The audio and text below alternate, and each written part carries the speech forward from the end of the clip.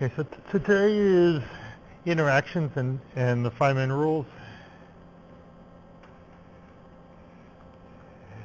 Just think about how we did it the last time. So remember, the last time we had defined our states. The states are P. We defined the time development operator in the interaction picture. And then we took matrix elements where the phi's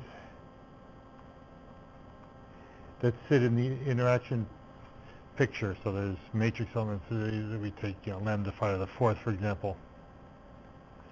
We take the creation and annihilation operators of these guys, act on those external states, and that gives us amplitudes, and we ended up pulling out the Feynman rules from that. So that's the previous way. So that's canonical quantization. Somehow we have to do this thing in path integrals. There's no creation and annihilation operators sitting in path integrals. We're not going to go through the time development operator. I think you probably could develop it. In path integrals at this stage, we don't really even have the states P1, P2. So in some sense, it seems a little hard, but we're going to end up showing that these Green's functions contain the same information. And what I'll do first today is just do it. I'll show you how you get there in the path integral framework. And then the last thing I'll do along that line is there is a connection between these two ways of doing it, which is called the LSZ reduction. And it will connect them. Okay? So that's our goal today.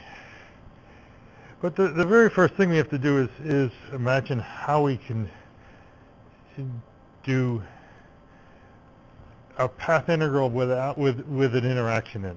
So here's the basic problem. It's no longer a Gaussian integral.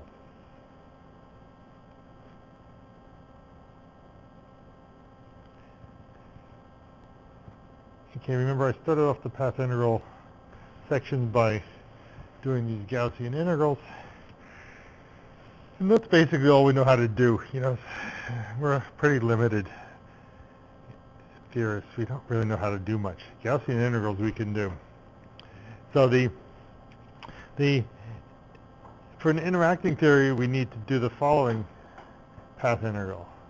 Have to sum over all those fields, e to the I integral d4x. We take 1/2 d mu phi squared m squared phi squared over 2. Now we have lambda. The example will be lambda phi to the fourth over 4, our favorite example. And then we're going to have this j phi piece sitting around so that we can take Green's functions. So that's our tool for taking Green's functions. But this guy, we did this path integral. And you can do anything up to quadratic, but you can't do this. How do you do that? That's the issue. Well, there is no way to do it. Formally, calculation, you just can't just do that integral. But we can evaluate it in perturbation theory. And here's the trick. The pathway in perturbation theory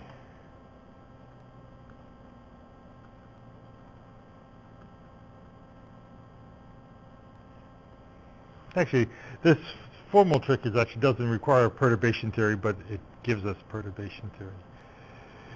So, first, let's keep that on the screen. These guys are now just numbers, functions. They're not operators anymore. So I don't have to worry about any ordering of these things. So you might, the next step I'm about to do, you might worry about ordering. There is no ordering issue. So I can write z of j in the following way as integral d phi. I'll pull out this lambda phi to the fourth piece. Integral, let me just call it d4y phi to the fourth, and I forgot my lambda over 4. There we go. Okay. And then the rest of it is the same old thing.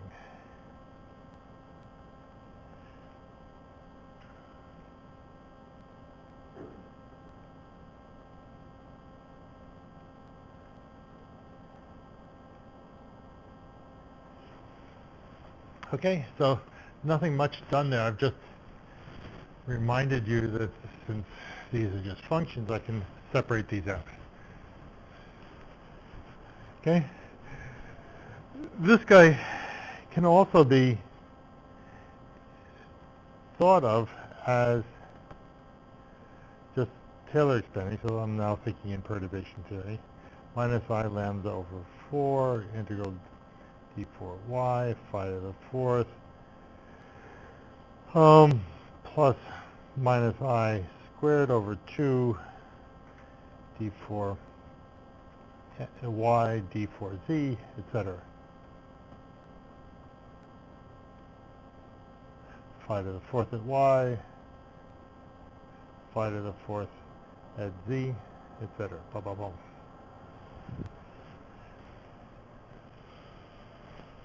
Okay. But now we're getting a little closer to things that we know how to do. We know how to get phi to the fourth sitting here. And you can get it by looking at this guy here and differentiating with respect to j, functional differentiation with respect to j.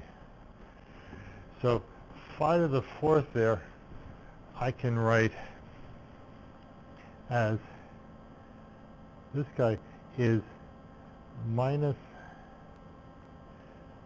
I to the fourth, delta fourth j of y to the fourth. So basically, they're all at y, and that's the key right there. Okay, so let's just, what we're doing now at this stage is when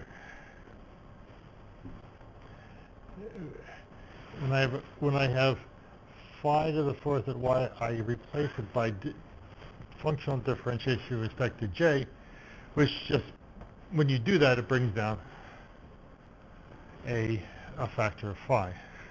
Likewise, here and all the higher order terms. The beauty of doing this is that this part, now that I've rewritten it, is integral d4y, functional differentiation with respect to j to the fourth, doesn't involve phi anymore, so I can pull that out of the path integral. Actually, I need my brackets on d there. Let's put my brackets back on. There we go. So I pull it out of the path integral. So let's rewrite this. At this stage, it's 1 minus I lambda over 4 integral d4 y minus I to the fourth delta 4 delta j of y to the fourth, plus, let's not bother writing the next one, but you can see what it's going to be, times now the integral d phi e to the I, the usual stuff,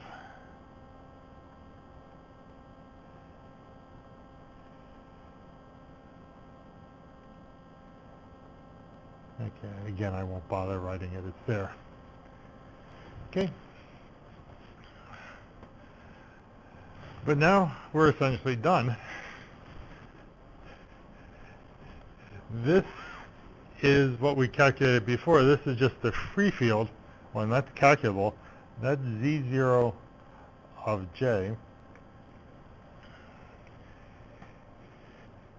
And so, darned if we haven't found a way to do this. It requires this series expansion, but we've done the path integral here, and there's no path integral to do anymore.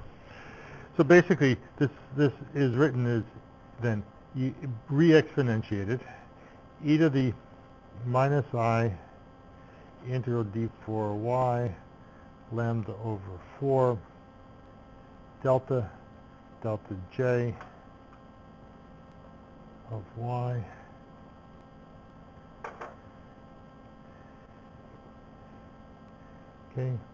times z0 of j. So remember, the z0 one is just the free one.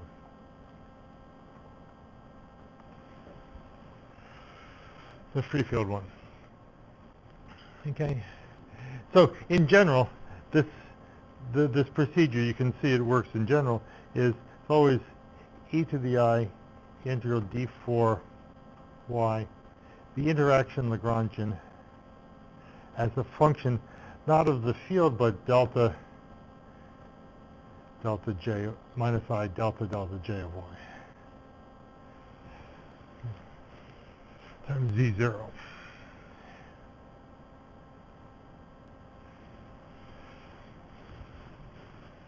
Okay. So there's how you treat interactions, even though you can't do the full integral explicitly. You can do it in this form where you factor out the interactions and do the free fields. So our goal now is to work out what this is and show you that this ends up giving you Green's functions, which contain in their guts the Feynman rules. Okay? Questions? All right. So let's work out the first order in lambda. Work 2.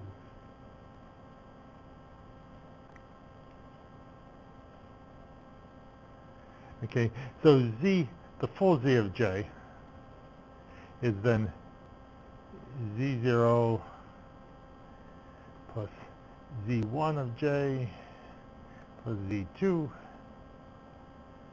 where these guys refer to the powers of lambda. Okay, so that's the way we evaluate it.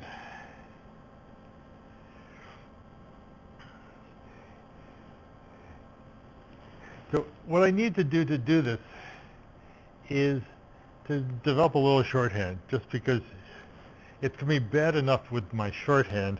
If I was to write out all the formulas, it's even worse. So I'll do my shorthand, do a few calculations explicitly to show you how that shorthand applies, and then we'll come back and give you the answers. Okay, so when I have integral d4, so this is my shorthand, d4x, d4y, j at x, Feynman propagator, j at y. Okay, I'll draw this as blunk, like that, the little blobs on the end.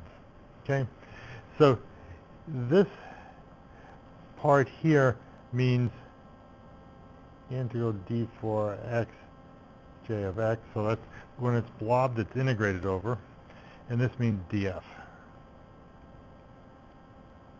Okay, so, okay, and then if I draw it like this, there's a blob on one end and no blob on the other. So so I take that away, no blob on the other, and let's put a y there. Okay, that's what I'll end up doing. So there's a blob there and a y on the other end. That will mean integral d4x df of x minus y, and I want to, in this case, a j of x. Okay, so j of x, and y is left open. So basically I've removed the blob, so I removed d4y, integral d4y. Okay, so that's the notation. Okay, well,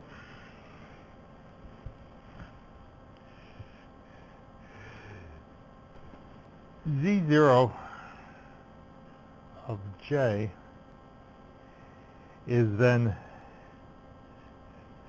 z0 of 0 e to the I, it's actually minus I over 2, and then I can just draw my picture.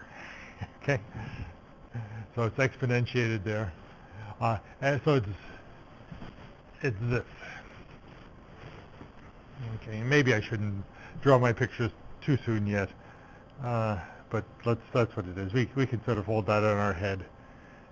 That goes there. Okay. Now I need to do, at first order, remember, I'm going to have this term here. I'm having 4 derivatives acting on z0. So I want to do 2 examples just to show you how you work. I'm going to take one derivative, then the second derivative, acting on j0, and we'll then come back and put this factor in there, and we'll come up with a formula. Okay? So if I take delta j of y of z0,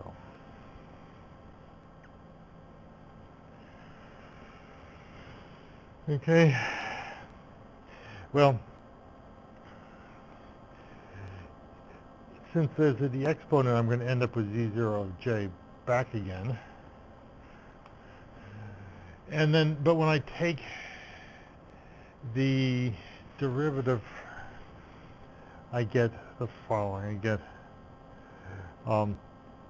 minus I over 2 times 2, so there's 2 places, two different j's I can act on. I have the integral d4x j at x df of x minus y, and that's it.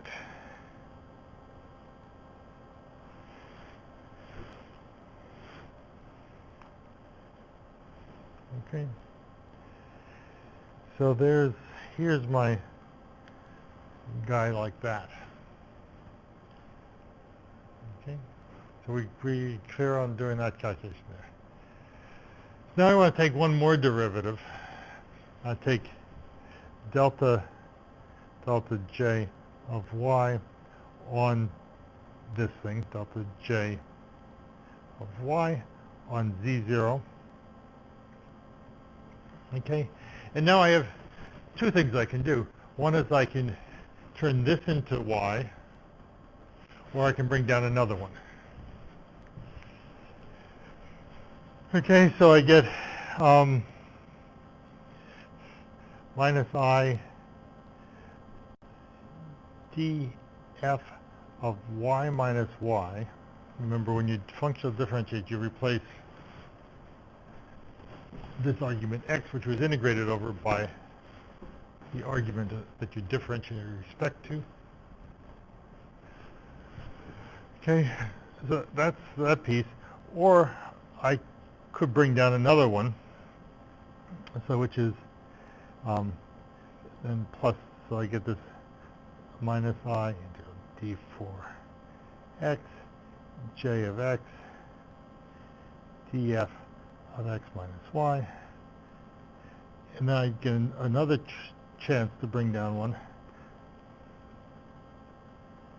integral d4z, let's call it j of z df of x minus y, or z minus y, and then we close it and have z0 of j still.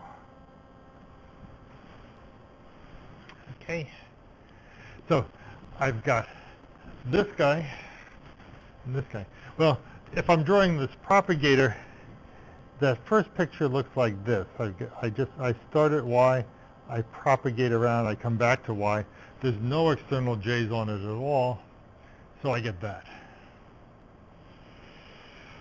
Okay, this next one is I have both of these terminate at y, but they have this integral d4 xj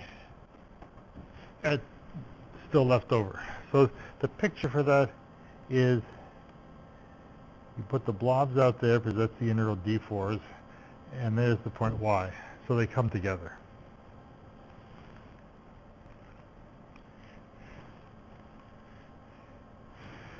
Okay, so now I'm going to just write out the overall answer. Okay, and let's see if we can see it here. I still have two more differentiations to do. Back here, I have this thing, and then 4 differentiations. So I've done 2 of them, and we'll just see if we can get the other 2 by hand waving. So z1 of j is, there's minus I lambda over 4 integral d4y comes overall. And then I have all these differentiations. Well, pictorially it's going to be the following set of pictures. There's a z0 of j at the end.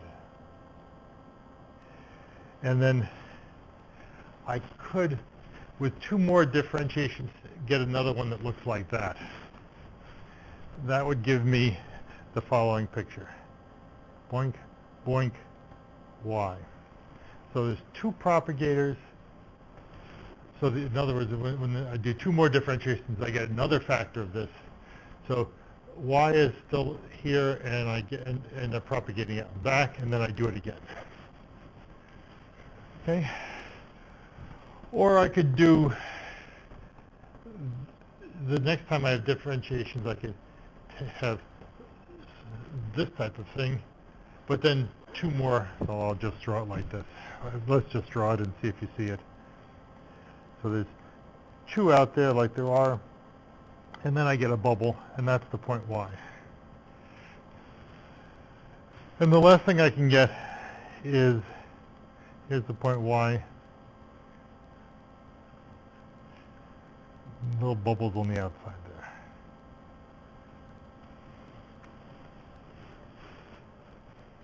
Okay. So using these formulas here, you can turn these things into real formulas. But that's how you do it. Okay?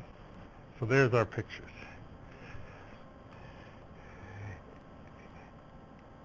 And if I take z1 of 0, I just get the first one.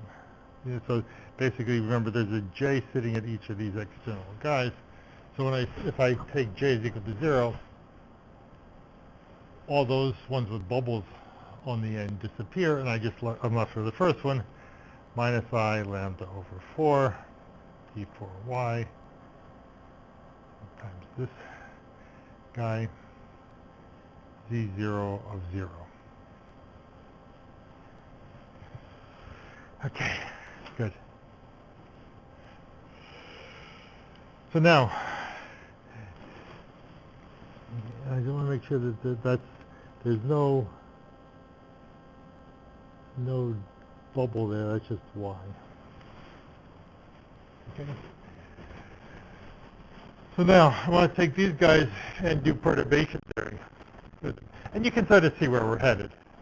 This is the one loop correction to the propagator. This, which is of order lambda. This is the going to be the scattering amplitude.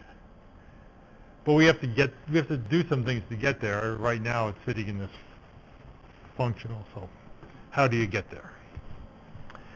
So, the propagator you get from doing the 2-point function.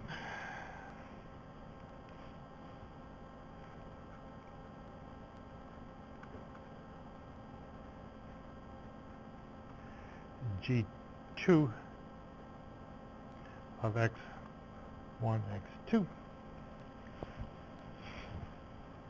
Okay, so G2,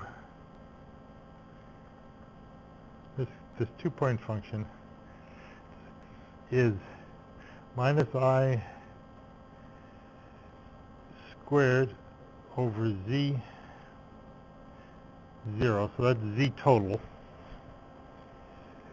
delta squared delta J of x1, delta J of x2 of Z0 of J plus Z1 of J plus dot dot dot, and then you set J is equal to 0. Okay.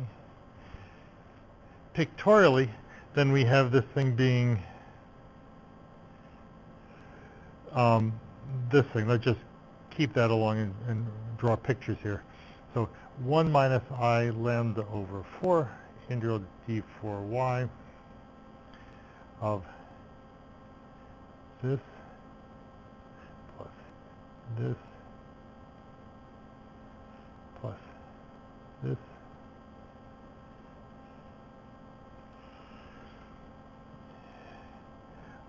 on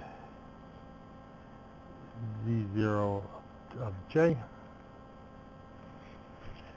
And actually, let me, just to make a point, I actually will write this here, minus I over 2, minus I squared, delta J, J. Okay, so we've got those guys. But then I'm going to divide by Z0, which is 1 minus I lambda over 4 d4x times this picture, Z0 of 0. Okay, so one of the reasons for doing this is a little painful at this stage, but these guys, when I take delta J and act on this Z0 here, this phase here will just drop out. So that's just this phase. This disconnected diagram is going to just drop out from that. And anyone see my mistake in my picture? I have a mistake in the picture. Okay. I'm missing, right there, there's something missing. I'm missing my little loop. Yep, like that. There we go. So, first,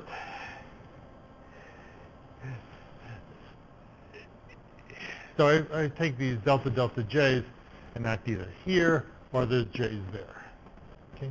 The first thing to say is when they act on this diagram, and then I set J is equal to 0, which I need to write over here, this guy's going to vanish because I can differentiate 2 of these J's, but there's 4 of them here. So I still am left over with 2 when I set J is equal to 0. It vanishes. So point 1 is delta squared delta J on this diagram at J is equal to 0 equals 0.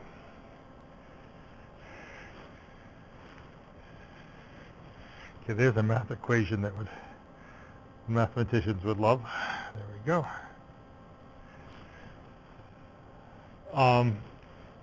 Okay, because basically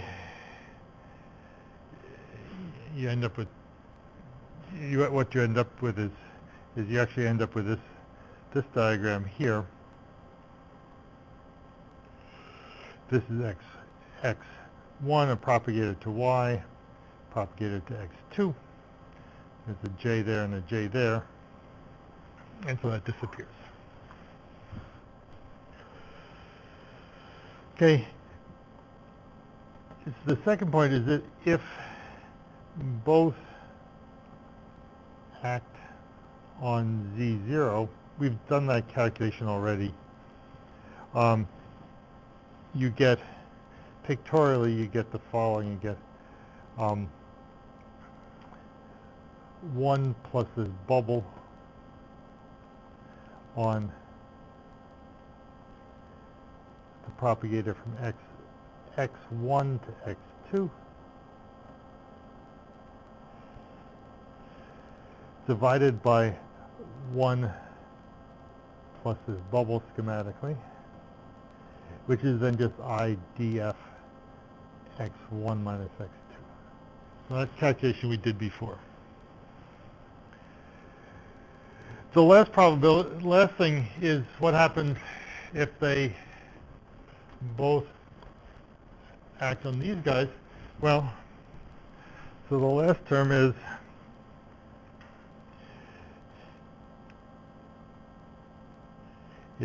then both on this term, okay, which then just turns it into this thing where propagator goes from x1 to x2 going through the point y.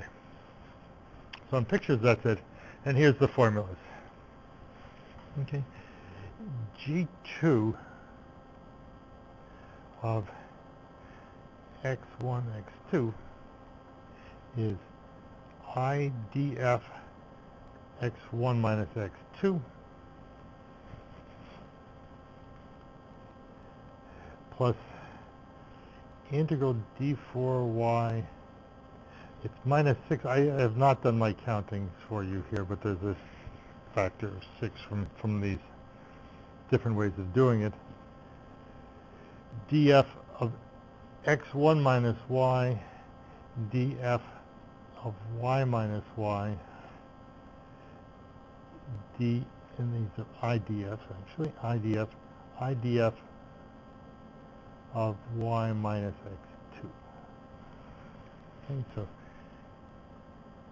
propagator bubble at y.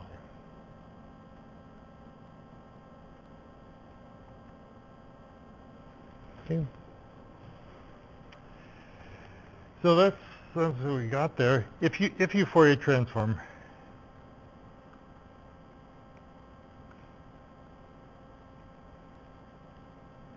you get I over p squared minus m squared. So you use e to the I integral d4. Sorry. You use e to the I p dot x1, and when you're Fourier transforming, you get the Fourier transform. You get I over p squared minus m squared integral d4 k over 2 pi to the 4th minus 6i lambda I over k squared minus m squared I over p squared minus m squared. So you get the momentum space versions of these guys, with this being minus I sigma, the self-energy. That's the first piece of the self-energy. You get propagator, self-energy, propagator. Okay. So that sure looks like perturbation theory that we got before. It is. I mean, basically, if you did the next order, you'd get the next order Feynman rules out for the propagator. Okay, so that's good. Questions? Let's do the 4-point function.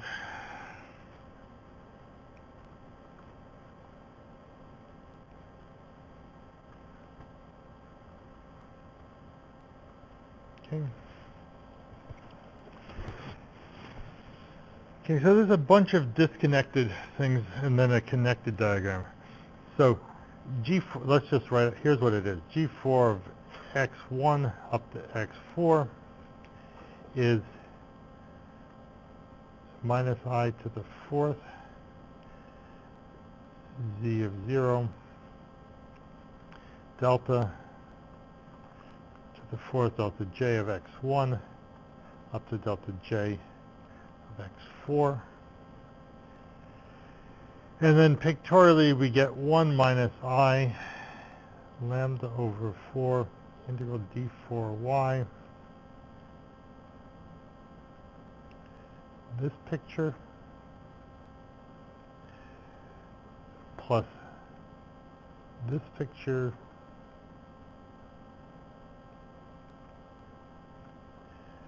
plus this picture z0 of j is equal to 0. Okay. Now you can guess that the main guy here, the main interesting one, is going to be this one here, where we get an interaction. Now that's the case. So let me just write that one out first. So the connected piece.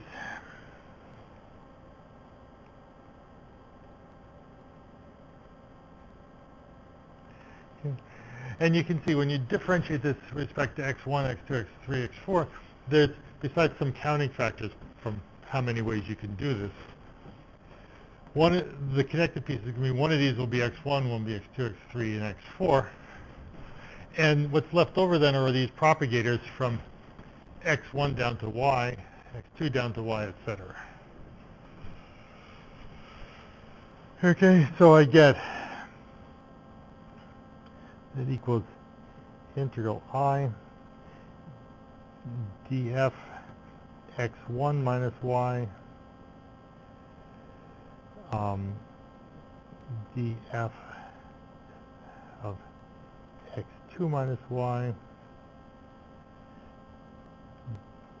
I df x3 minus y df x4 minus y, and then I have minus 6I lambda, that's 6I lambda, that's from these various counting factors, and I have the integral is d4y. Okay. So that's what you end up getting, and this is equal picture-wise to this thing, which there's y, here's x1, x2, x3, x4. Okay, so you get what we would have pictured as the scattering amplitude with these propagators stuck around it. Well, we have to get rid of the propagators, but let me look at the rest of the content first, the various disconnected diagrams.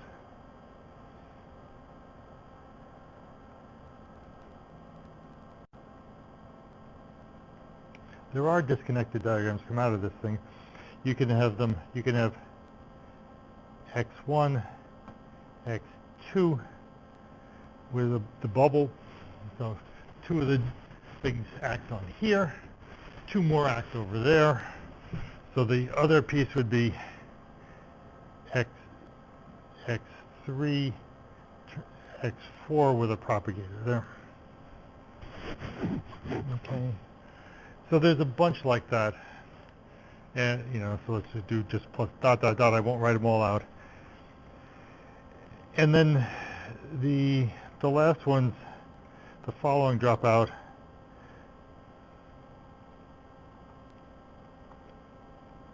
These guys drop out, ones that look like pictures like that.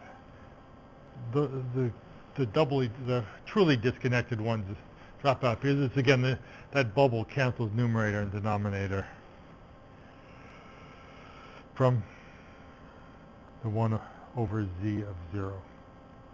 Okay. Okay. So there's all our content.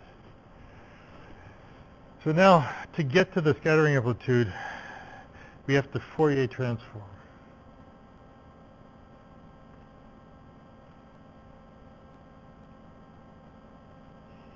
Each external x.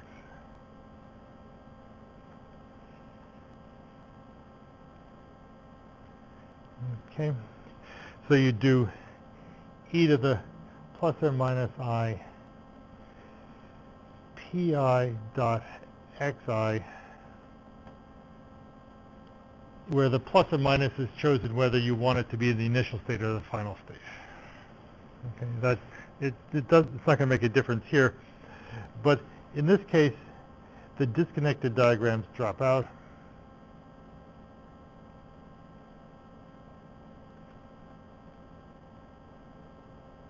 Because P,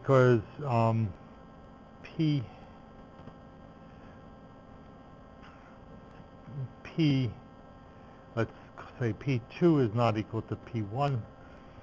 And I don't know, if you want me to work that out, I can work it out. But it's basically that when you take the Fourier transform of something like this, the Fourier transform forces that propagator to have momentum P, forces this one to have P1, this one has P2, and this vertex, because it's an integral d4y, forces momentum conservation overall, P1 equals P2. If they're not the same, then you get it 0. Okay. I have it in my notes. Anyone asks for it, I can do it. Okay, but otherwise we'll just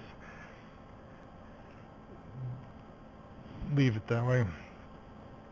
Okay, the connected diagram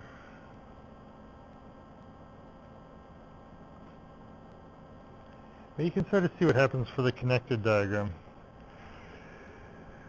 If you go into momentum space, so we've got df of x1 minus y. So there's an e to the I p dot x1 minus y. P1 dot x1, I'm sorry. Inside here there's integral d4k dot x1 minus y. But the Fourier transform is going to fix k equals P1. Okay. So let me write it and see if you want more explanation. So I get P1 squared minus m squared from Fourier transforming the one propagator, P2 squared minus m squared from another one, I of P3 squared minus m squared from that one, I of P4 squared minus m squared from the next one. Okay. Then I've still got my y integration to do, and in here the momentum that's carried by y is P1, P2, P3, P4, etc. So I end up with minus 6I lambda, and then the 2 pi to the 4th delta 4 of P1 plus P2 minus P3 minus P4. This guy comes from the integral d4y.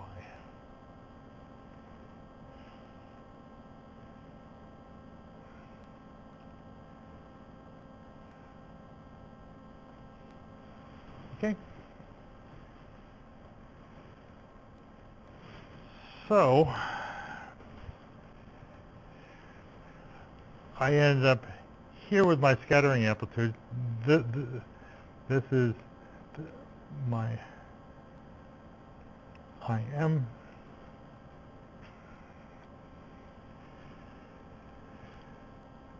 There's my matrix element. Here's my overall momentum conservation. And I've still got these propagators. So the rule is you Fourier transform with respect to the external momentum.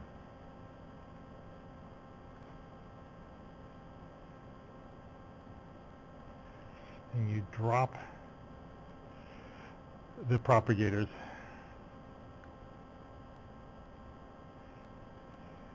And the answer comes out, the scattering amplitude.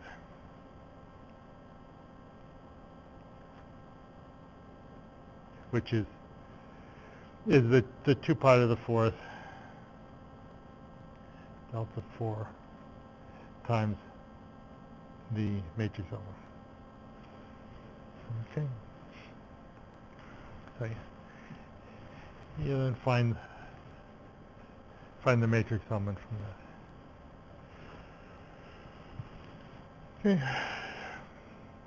So there I've gotten it. At this stage, this part of the rule is unjustified. I will justify that before the end of the day.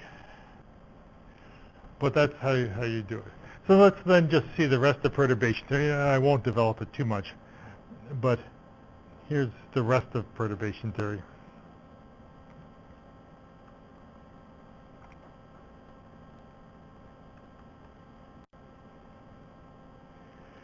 Okay, at order lambda squared,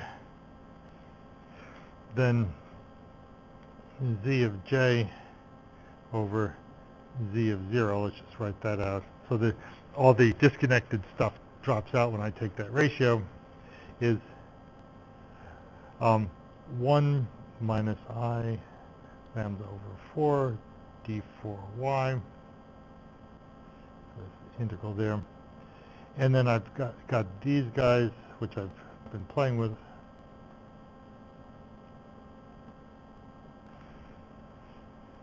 Okay. At next order, I get minus a half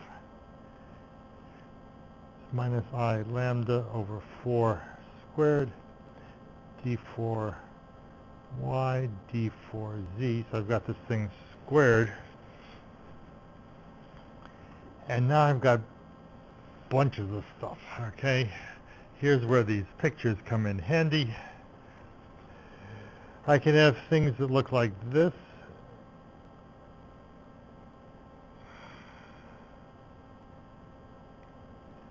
Where one of these is y and the other one is z. I can have things that look like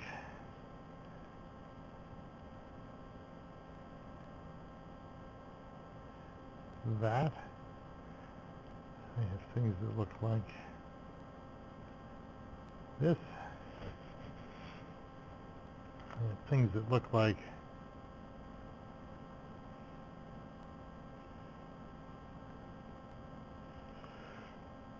that.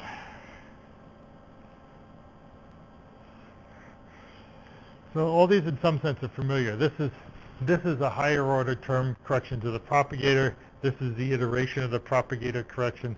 This is going to be the bubbles in the Feynman diagrams. This is the self-energy pieces.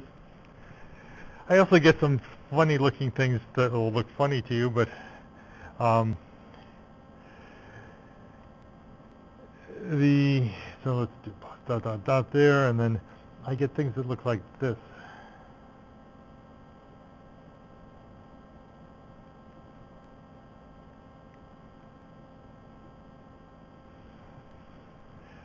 Okay, so here we have to have 2 points, x and y and z. So one of these is y, one is z, one is y, one is z, etc., like that. Here's one where it's y and z, but I've got 6 external ones. So the leftover ones have to be connected. That exists. And then there's the last one that you can sort of pull out is one where you go like this.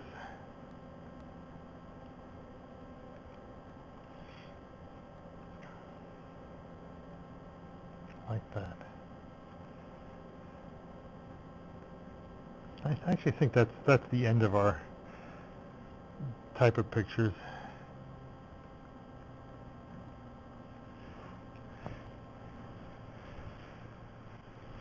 Okay. Well, this guy would mediate something like phi plus phi goes to 4 phi's. There's, you take these two to be the initial momentum. Here's then 4 final ones. That would be a usual Feynman diagram in our usual thing once you took off the external propagators in Fourier transforms. This guy would not be anything particular because generally if you tried this, the momentum wouldn't work out. So if you put 4 initial momentum and 4 final momentum, yeah, I guess it could work out. So I guess that's something that does exist, but I've never worked on it. It would be 4 to 4, which would just, be a process that takes 4 particles to 4 particles. But it's just, I guess it's there in usual perturbation theory. But these guys here are the ones that and so these give the usual diagrams.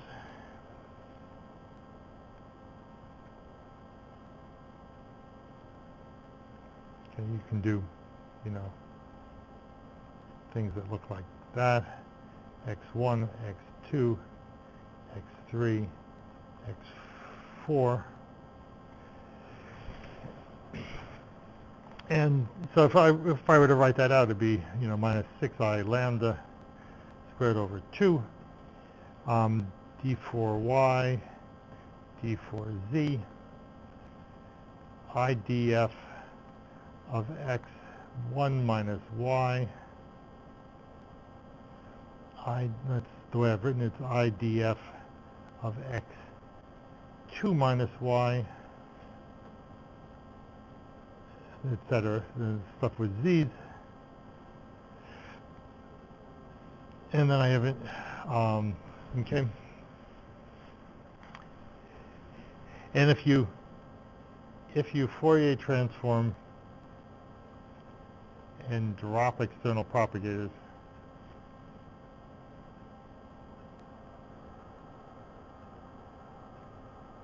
terms, you end up with the usual Feynman rules.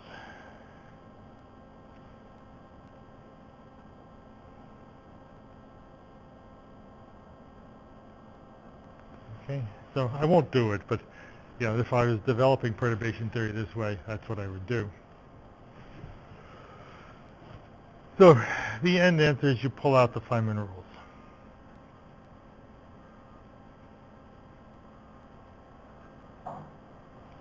Okay.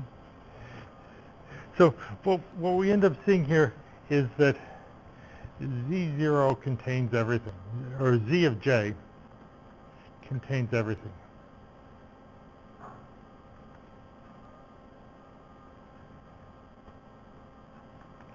Okay.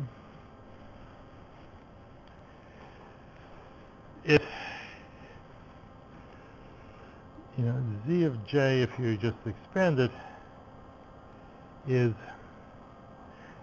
let me write a formula and we'll see if it makes sense. It's sum over n, 1 over n factorial, integral d for x1, j of x1, integral d for x2, j of x2, up to integral d for xn, j of xn, Green's function x1, x2, xn.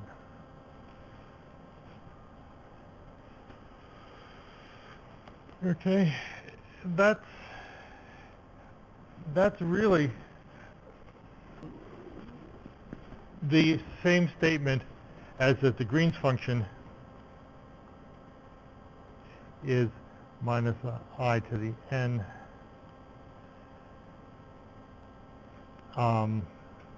delta n delta j of x1 on z0 z of j divided by z of 0. Okay, so those are equivalent because it's basically, if I differentiate this with respect to that, it just, the n factorial gets canceled because of permutations, and I get the Green's function back out again. So even though we said z was the vacuum amplitude,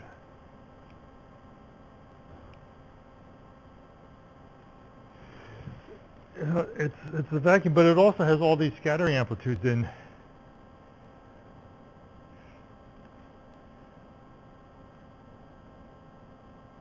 Because J is a source. So by looking at the response of the vacuum to all these sources, you get all the scattering amplitudes out. Okay.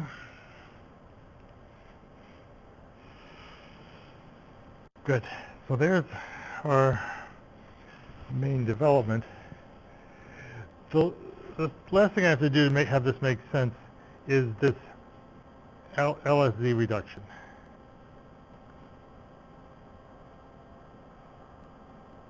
Okay.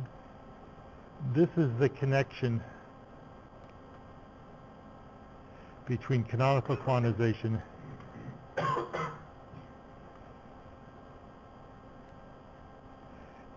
and the path integrals. Okay. It's actually something that exists purely within the canonical quantization. Also, it's true there too, but it basically, what I mean by path integrals is this Green's function technique. Okay. Path integrals gives you that very naturally, yet we don't know how to connect it to the scattering amplitude, except by looking at that, I'd say that sure looks like the scattering amplitude. Okay, so the way we've done it is we've just evaluated this Green's function and said, hey, there's the scattering amplitude sitting inside of it. This is the proof that these rules, Fourier transform and drop the external propagator, make sense. Okay? I'm going to do an abbreviated. If we wanted to do this, I think there's two B's in abbreviated, but there we go. We want to do it a little bit full theoretical complexity that we have to spend a little time talking about in-states and out-states, and I'll tell you what they are, but I'm not going to do the philosophy too much. Okay, so here it goes. It's recall. Phi of x is integral d4k over 2 pi cubed, 1 over 2 omega k, a of k e to the minus I k dot x, plus a dagger of k e to the plus I k dot x.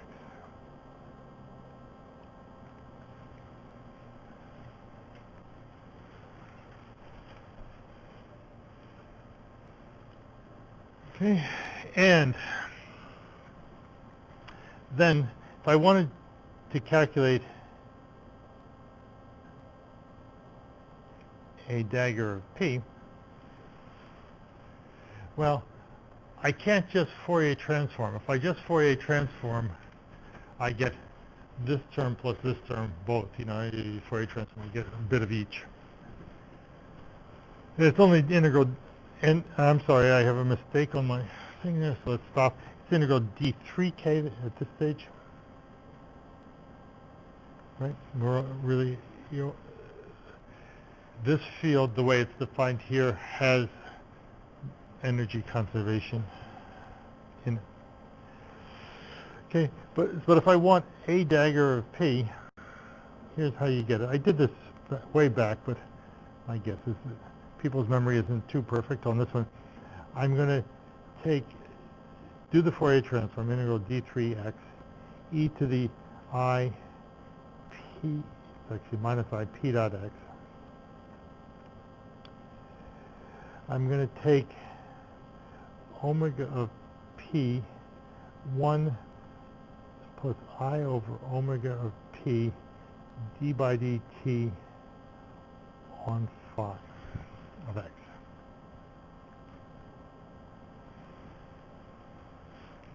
Okay. Now, this is the place where you recall the homework. The homework that you just did, we had a dagger being x plus IP. P was written as 1 over omega d by dt of x. And so the correspondence always from quantum mechanics to field theory is phi is like x, and so A dagger then was like x plus IP, and I actually have a minus sign here. I'm sorry, I can see that already. There's a minus sign correction there. A dagger goes like x minus IP with some normalization in the homework. Okay. And we're just doing the field theory generalization of that.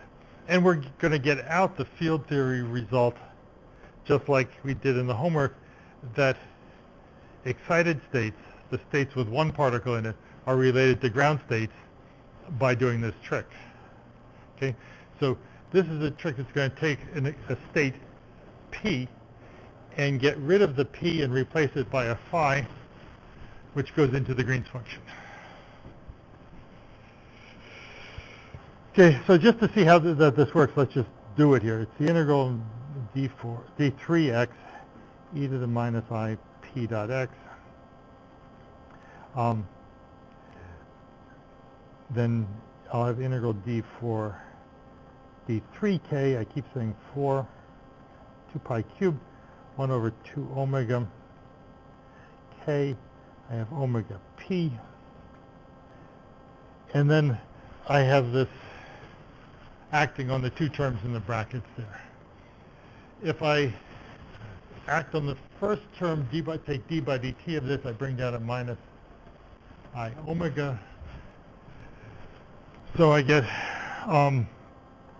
A of k 1 minus omega k over omega p e to the minus I k dot x. And then the second term is A of k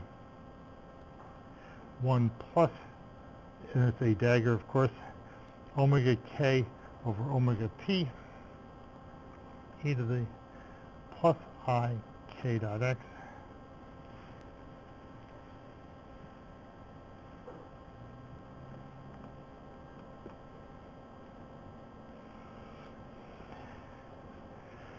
The integral d3x gives me a Kronecker delta, a delta of k minus p. Omega k and omega p are then the same. This guy drops out. This guy gives me a factor of 2. The factor of 2 kills that 2 there. Omega p and omega k cancel each other, and I get a dagger of p as advertised. Okay, so that's how you do the inversion.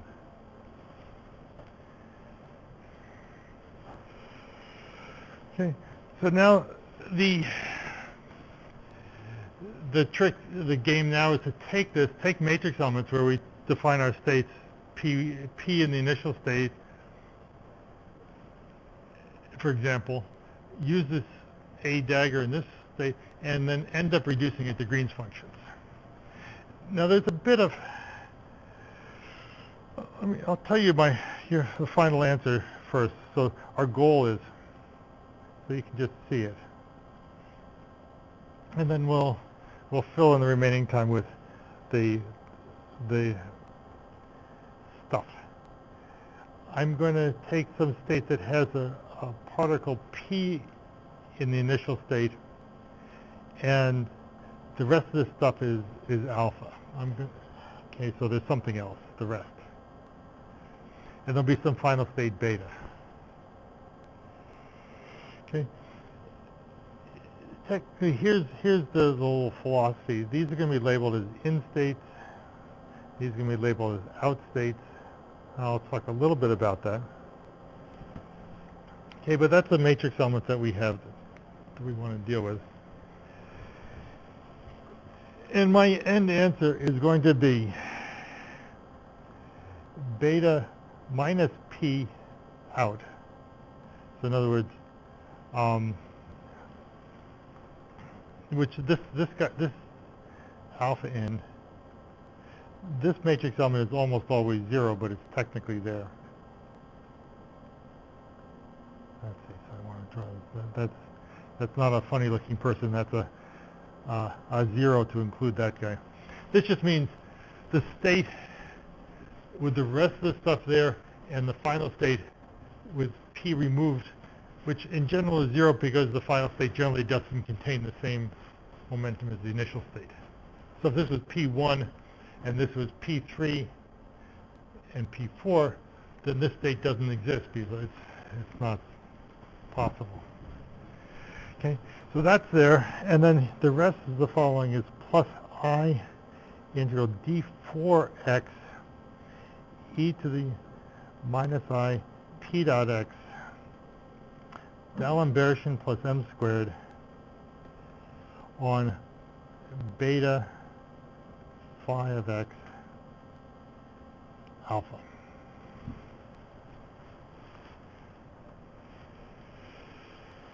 Okay, so we've taken it, but basically here's what we've done. We've taken a initial state, we've removed it, so it's the reduction formula, and it's put a phi inside here. There's then box plus m squared in the e to the I p dot x Fourier transform piece there. And then what we'll do is if you have many particles in the initial state, many particles in the final state, you do it for all of them. Each one, you just remove them one by one. You end up with bunches of phi's here, vacuum, vacuum, bunches of phi's, and then factors that look like this. So when you do that, then here's the piece that removes the propagators, and here's the piece that does the Fourier transform. Okay, so this box plus m squared is going to remove the propagator.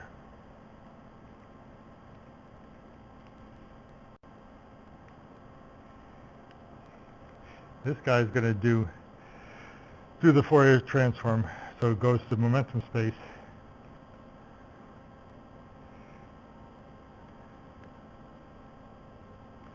And this we keep reducing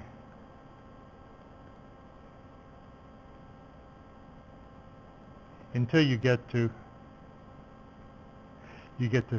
nothing in the initial state, nothing in the final state, phi, however many you need, time-ordered product. Okay, so let me just do 4 of them because that's what we would normally do for a scattering amplitude. And this then is my Green's function.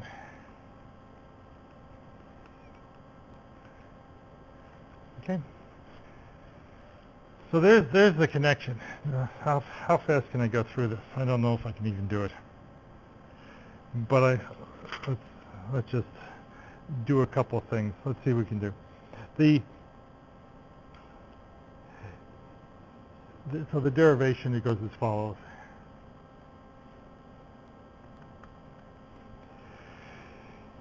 Okay, from using that identity, we have beta out a dagger of p alpha in. Okay. So that's our matrix element that we're after. We end up writing that as integral d3x e to the minus I p dot x I d0 left and right. Actually, I have to explain that. Beta phi of x alpha. Okay. This d0 left and right is omega minus I d by dt. Because when I act this way, I get the omega piece. When I act this way, I get the minus I d by dt. That's the factor that we above there had as omega 1 minus I over omega d by dt. Okay, so that's the factor that we had above there. the trick now is that since this is from the incoming state, there's also a time variable here, and we're going to take the limit of this time variable. T goes to minus infinity because it's the in state. Okay, so that's this business of in and out. We have to be a little careful when we're evaluating this. And we're evaluating it back at early times. Okay. Now I'm going to add, all right, I'm going to add to this two lines. I'm going to add minus the limit t goes to plus infinity of the same thing.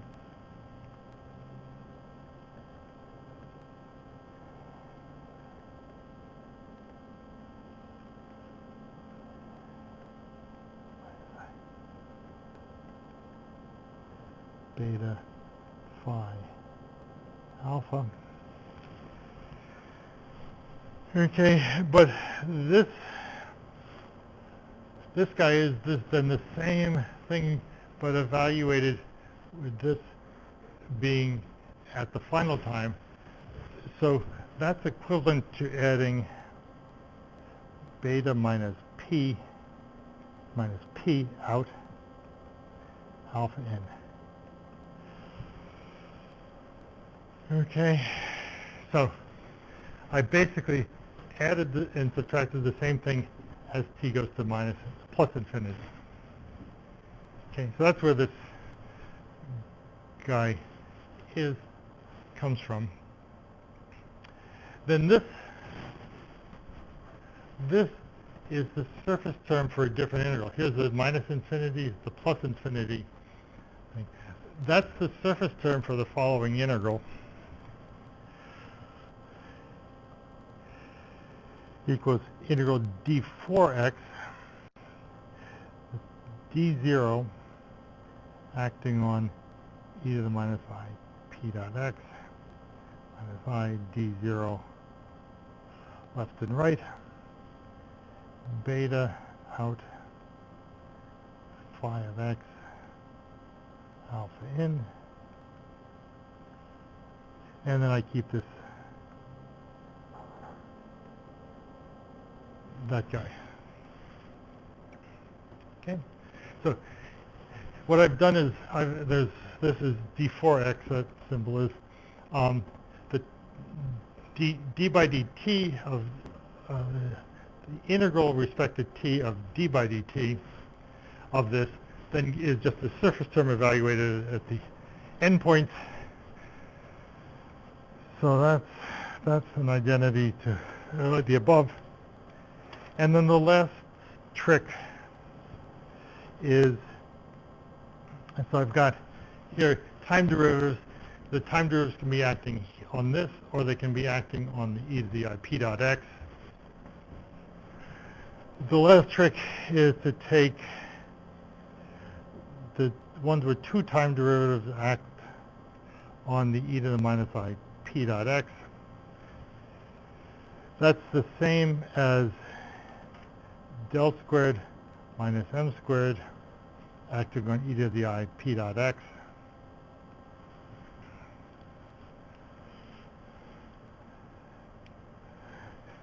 Okay, and then I integrate this by parts. And this then generates the d by dt squared plus, it's actually minus del squared minus m squared acting on phi. This is the box plus m squared piece. All right, I'm clearly rushing through that there, but that's the gist of it. Okay, and so this then we've gotten back to my endpoint here. I've got the integral d4x e to the I p dot x box plus m squared acting on phi. And so this then tells us that all the particles can be reduced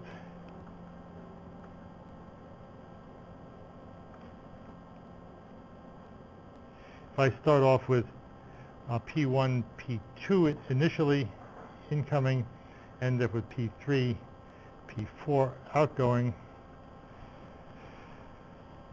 I end up with then a product of stuff that looks like integral d for xi e to the I pi dot plus or minus dot xi box plus m squared on the vacuum time-ordered product of phi of x1 up to phi of x4.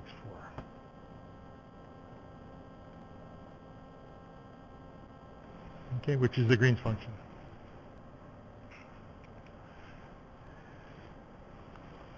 Okay, so that's where I wanted to go. I guess I will have to stop there. This was the top stuff was done with the states defined A's and A daggers. This Green's function can be done with the path integral.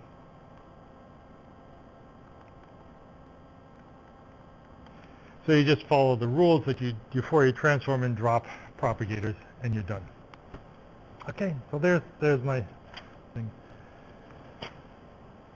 Okay, so let me stop there. I have lots of stuff to do, but I'll take some selection of it for next time, and we'll finish out the semester. Okay, we'll see you next time.